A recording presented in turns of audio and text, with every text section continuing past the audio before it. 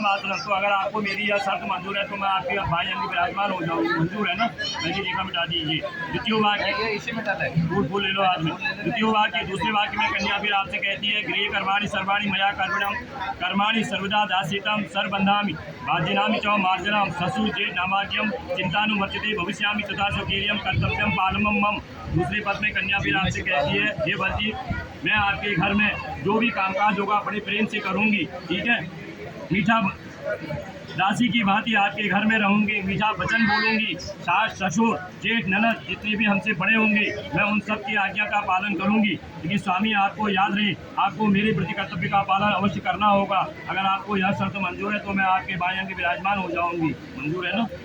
तृतीय वाक्य, तीसरे वाक्य में कन्या फिर कहती है बालिताम च दुखीनम मात्रा पिता च बंधुनि तरेम दत्ता सलीलम अस्ते ज्ञानाग्नि सन्निधो पुरोहितम गुरु प्राज्ञम सर्वे बंधु समा जातिरमा चमे जातम गोत्रम नाम कुलेत सुखिम सर्वे जीवम परंतुम बलम मम न कथिष्यामि चास्यम कर्तव्यम पालमम। तीसरे पद में फिर कन्या आपसे कहती है कि मुझे मेरे माता पिता ने बड़े लाड़ प्यार से पाला। माँ बाप जो है कन्या को बड़े लाड़ प्यार से पालते हैं।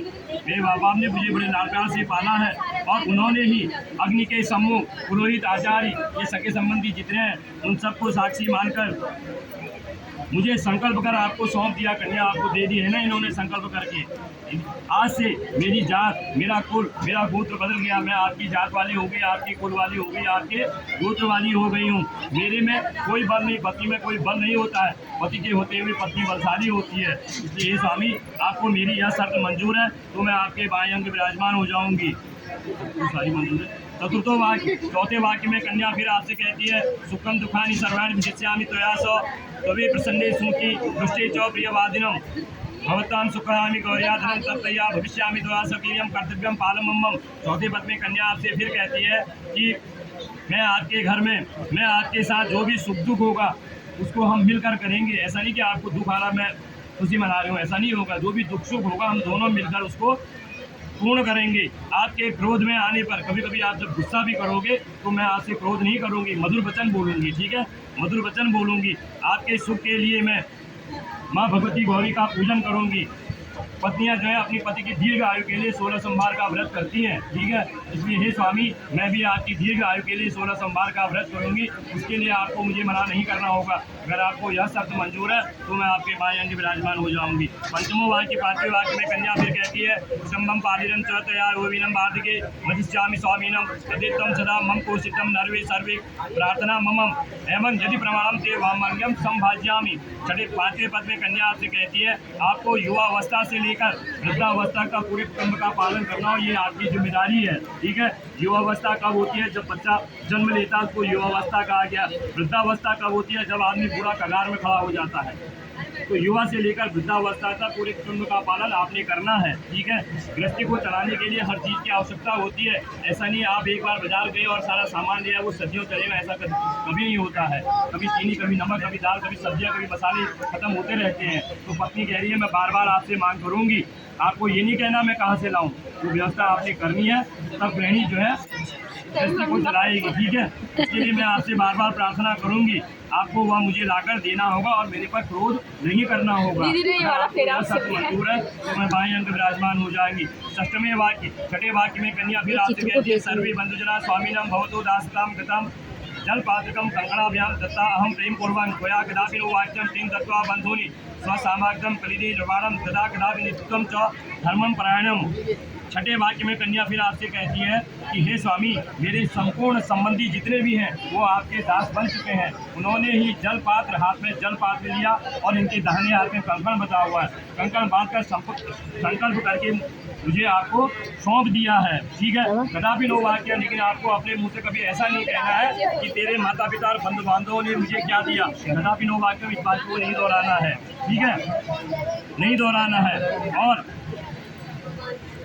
एक साथ रहने से गृहस्थी में जब एक साथ पति पत्नी रहते हैं तो कभी उठापटक भी हो जाती है, ठीक है? तो इसलिए हे स्वामी आप स्वामी हैं, मैं सेवक हूँ।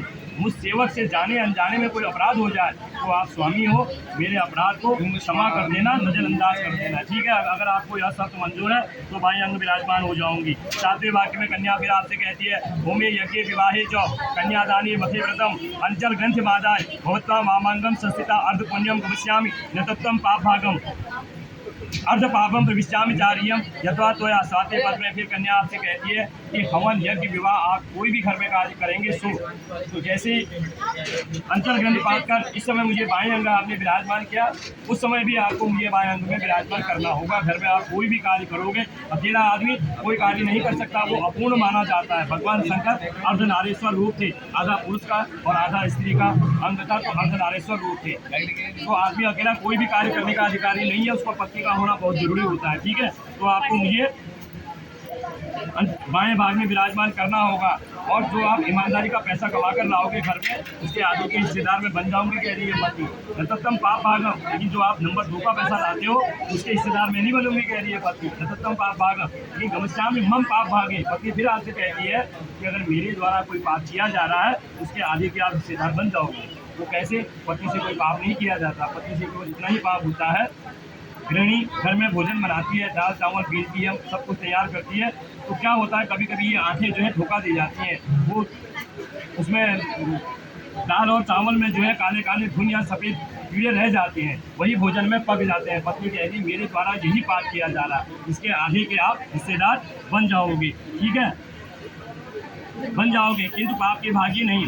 अस्मिन देव्यानाम यदि नाम, यदि आपको मेरी यह शर्त मंजूर है तो मैं आपके बाएं अंग विराजमान हो जाऊंगी। 7 शर्तें पूरी हो रही है, इनकी तो लिखित थी, आपकी नौकरी करते हैं तो उनको भी पालन करना हो, ऐसा नहीं कि एक ही तरफ पालन करना, दोनों ही तरफ बराबर का हिस्सा होगा। ठीक है, अब आप अपनी पत्नी से कहते हो, आर्दो धर्मधरा कुटुंबम सुखदा च प्रिय भाषणम क्रोध आलस्य विवर्जिता सुखम करेंगे नित्यम च वचनम कारिणम। तुझे जो है सत्य तथा प्रिय भाषण बोलना होगा और क्रोध और आलस्य का तुझे परित्याग करना होगा। पत्नी के लिए दोनों चीज़ें वर्जित होती है, क्रोध और आलस्य, ये तुझे त्यागना होगा और मेरे वचनों का पालन करना होगा।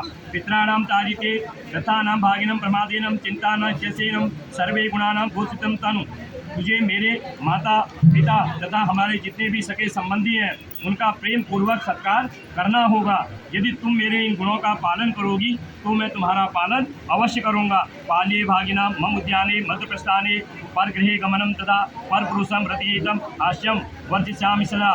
तुझे जो है बगीचे में, पत्नी के लिए बगीचे का स्थान भी वर्जित माना गया है। शराबियों का स्थान जहाँ मदिरालय होती है वहाँ भी पत्नी के लिए वर्जित है, वहाँ भी नहीं जाना होगा। बिना कारण किसी दूसरे के घर भी पत्नी को नहीं जाना है। ठीक है, यहाँ तक अगर इनके पिता अपने घर में कोई कार्य कर रहे हैं और इनको निमंत्रण नहीं दिया गया तो वहाँ भी ये नहीं जाएंगे।